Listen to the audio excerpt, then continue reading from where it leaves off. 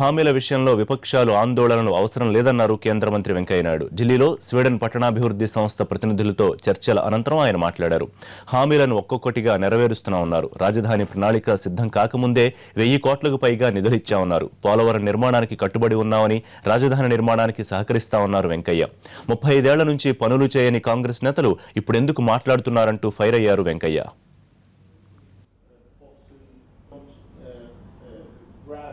One solution and think that it will fit all, but we believe that every area, every region, every city. Thank you very much.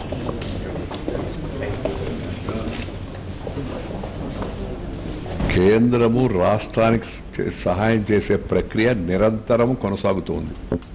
కేంద్రాన్ని గురించి కేంద్ర యొక్క సహాయాన్ని గురించి అక్కడ ఆందోళనలు ఉద్యమాలు చేయాల్సిన అవసరం లేదు. కేంద్రము తాను ఇచ్చిన హామీలేంటో తనకు గుర్తు. ఇప్పటికే అనేక కేంద్ర ప్రభుత్వ సంస్థలు ఆంధ్రప్రదేశ్కి మంజూరైనాయి. అదేవిధంగా రక్షణ రంగం కావచ్చు, లేకపోతే విద్యారంగం కావచ్చు, లేకపోతే పారిశ్రామిక రంగం కావచ్చు, ఆ పనులన్నీ కూడా త్వరితగతిన